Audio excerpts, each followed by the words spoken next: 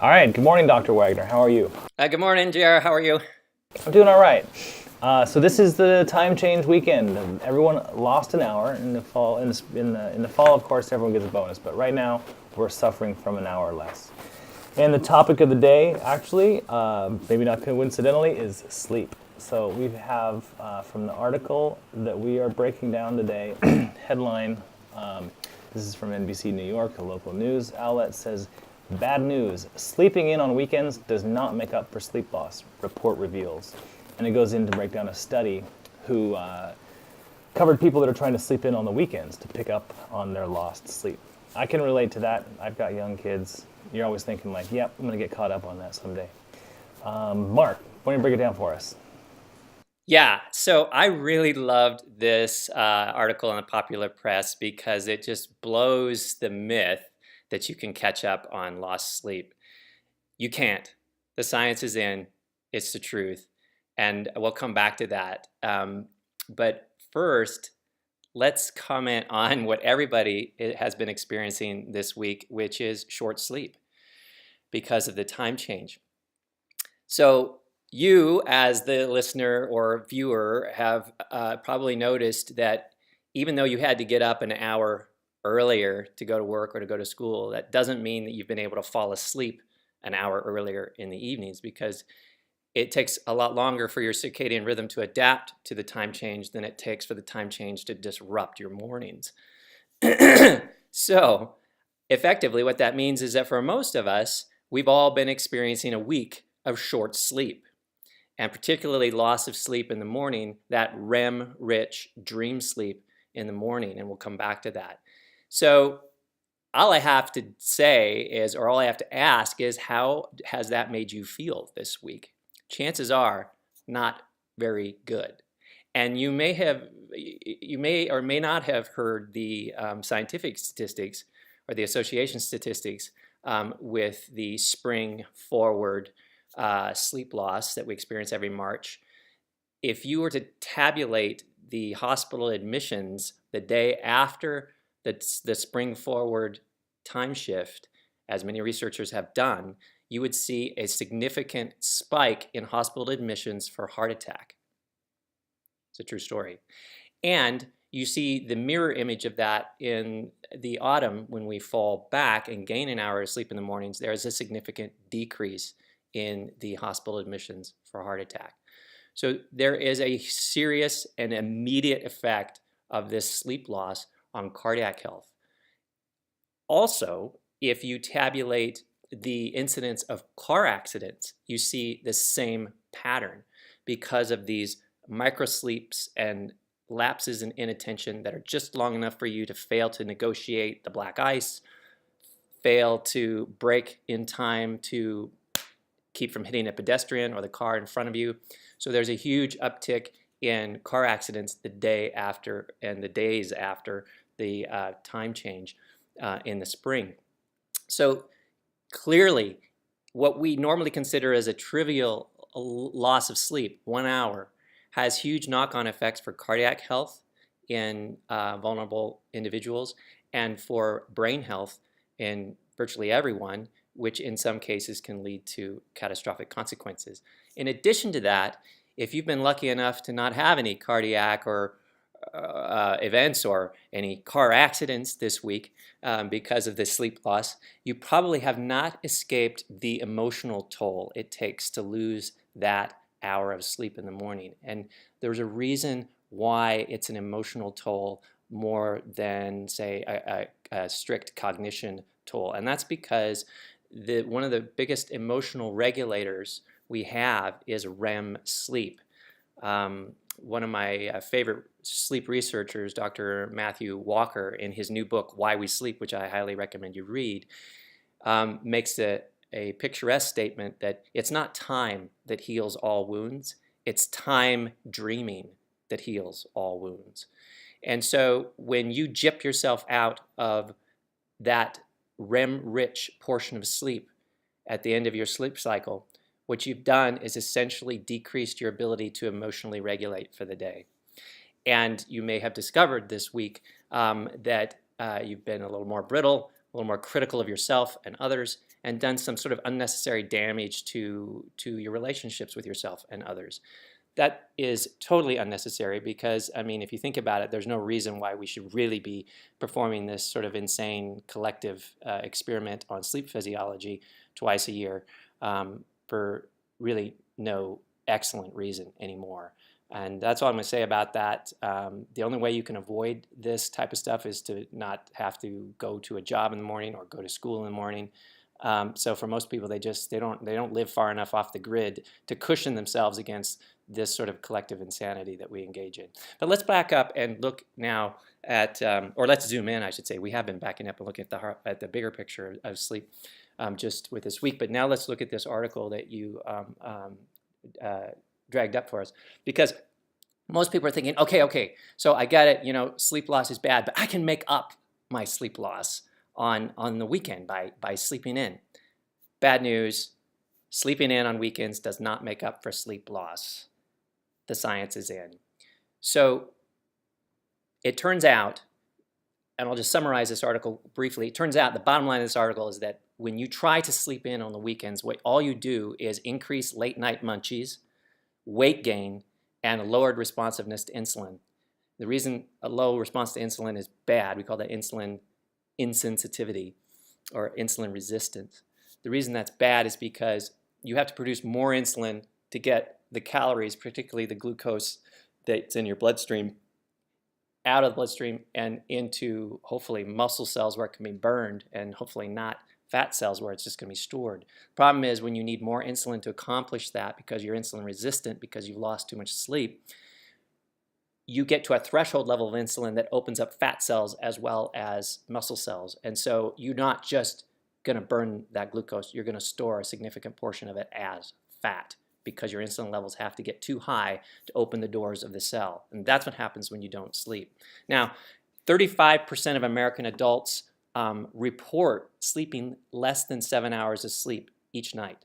And this has been associated with the development of type 2 diabetes through this mechanism of insulin resistance. So less than 7 hours. Now, a lot of people think that if they're getting 6 hours, they're doing well. Or if they're getting 7 hours, they're doing well. But the latest sleep research is saying that you need 7 to 8 hours of sleep. And that's not negotiable for 99.99% of the human race. There is a genetic mutation for a vanishingly small number of people who can actually survive and thrive on 5 hours of sleep a night. And most people like to think that they are one of those people with the special gene. But it turns out that if you were to, as a proportion of the population, if you were to pool all those people together and round that to the nearest whole number, it would be exactly 0, the number of people who can do that. Rounded to the nearest whole number, it'd be 0. So don't flatter yourself that you're one of those people, is what I'm trying to say. You need your sleep. Now let's look at this study. So basically they had 3 groups. They had one group that slept roughly 8 hours every night, and another group that slept roughly 5 hours every night, and then a third group that slept to 5 hours every night on the weeknights, and then slept to however long they wanted to on the weekends to quote unquote make up for it. And what they found was that the weekend recovery sleepers, they usually stayed up until roughly midnight on a Friday night and Saturday nights, and then they slept in all the way till 11 a.m. the next morning. They were getting like 10 and 11 hours of sleep, much longer than their typical 5 hours. So you'd think that that would do them some good. It did them absolutely no good, metabolically speaking. So this pattern of sleeping in led to an even more increased late night munchies, weight gain, and this insulin resistance or a lower responsiveness to insulin. And then when the researchers followed them out into the next week when they adopted their recurrent insufficient sleep pattern, what they noticed was all kinds of other abnormalities, internal circadian clock delay, because they tried to sleep in on the weekend. So now they had a harder time like syncing back up. They had hepatic and muscle insulin sensitivity issues, so insensitivity. And the reason that is terrible is because it's the muscles and the liver where you want the glucose to go, because that's where it gets disposed of as energy. So instead, they're preferentially these tissues that we need to be these tissues that we consider our glucose disposal mechanism, our muscles and our liver, they become the insulin resistant tissues, and now everything gets shunted into fat, all because you didn't sleep. Yeah, terrible. I mean, these are terrible consequences, which is why sleeping less than 7 hours of sleep is highly correlated with the development of type 2 diabetes. So what's even more sobering is that it only takes a couple days of short sleep to induce a metabolic state that if you drew your blood right then and went to your doctor, he would classify you as a pre-diabetic. Just a few days. So this is not like a life, I mean, you have the lifelong issues at stake here, but in just a few days, you can totally scramble your metabolism to the point where you could potentially alarm your general practitioner just by looking at your blood. So that tells you something about people who are getting their blood drawn and they're this and they're that. How are we catching them? And there's other questions we need to be asking there. So this is mediated, all of this metabolic disturbance is mediated through the insulin receptors and glucose receptors and insulin resistance, but also through these hormones called leptin and ghrelin. They sound like J.R.R. Tolkien characters, but yeah. But leptin is the satiety hormone. It tells you when you don't need to eat. Hey, we had enough. And ghrelin is the hungry, greedy. I think ghrelin, greedy, or gremlins. They're eating. So that's the I need to eat hormone. Well, it turns out that in addition to this insulin unresponsiveness that happens with sleep loss and deranged circadian rhythms and weekend sleeping in and all that.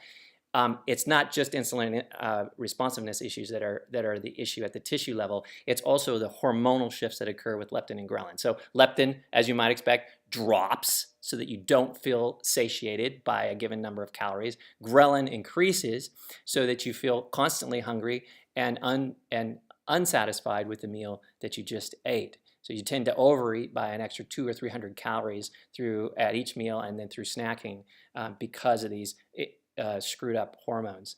And this is all directly related to short sleep. So, and let's top it off. We've really only talked about, briefly touched on cardiac consequences, briefly touched on brain and attentional consequences of sleep loss, and briefly touched, and more in depth here, touched on some of the metabolic consequences for weight loss. But then there's this. So in 2007, the International Agency for Research on Cancer, the IARC,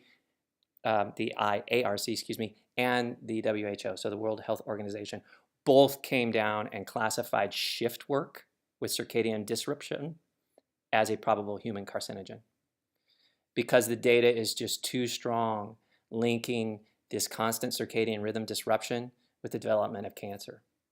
So in other words, it must affect our immune surveillance system as well. And you know that. I mean, think about it. You lose sleep, what happens? You get sick, right? So that's an immune dysfunction associated with sleep loss. Well, chronic immune dysfunction and lack of surveillance of cancerous cells and removing them by the immune system, failing to do that, can lead to cancer. So it's actually mechanistically makes sense and is now considered a probable human carcinogen by no less than the IARC and the WHO. So, in fact, there are countries now where they've legalized class action lawsuits against for people who have developed cancer, shift workers who've developed cancer, and so they're reimbursed now in certain countries, not in this country, but yeah. So we got to get our sleep. That's the thing. And I think what's really unfortunate is ever since the Industrial Revolution, we have sort of commodified sleep along with a lot of other things and sort of sold it to the lowest bidder or sold ourselves out on sleep as a matter of expediency because we just thought and we created this culture around, I'll sleep when I die, and wearing sleep loss as a badge of honor, and nowhere is it seen more clearly than a medical school of all the ironic places, I can tell you for sure. So clearly we've developed a dysfunctional culture around sleep that values somehow this very damaging cycle of short sleep and not valuing just taking care of ourselves like nature intended. So let's transition there. So how would you take care of yourself better? Like how can you mitigate the damaging effects of this collective insanity of shifting the circadian rhythm around willy-nilly and for no good reason. It's not like you're hopping on a plane and going somewhere. It's not like you need to travel, but somebody's forcing you to travel really through time zones by this way. So how would you deal with it? So one of the ways that you can deal with it is by what I call circadian rhythm entrainment. So you can get out early in the morning and get some full spectrum light on your eyeballs to help signal the body that this is wake time. You want to amplify the circadian signal, not blunt it by staying indoors all day. So you get out before noon, you get 30, 40, 50, as long as you can, in full spectrum light, and that will send a very strong wakefulness signal to the body. Then you do the opposite in the late afternoon. So when the sun goes down, you need to turn off half the lights in your house, and preferably stop working on screens since they emphasize the blue light spectrum, which is the damaging spectrum. Damaging in terms of it retards release of melatonin, so that you can start getting your body queued up, so you can entrain your circadian rhythm to go to sleep at a reasonable time. One of the reasons none of us are sleepy anymore is because we live in this artificial twilight where we don't get enough lux. So lux is a measure of light intensity. We don't get enough lux during the day, but we get to feel genuinely awake.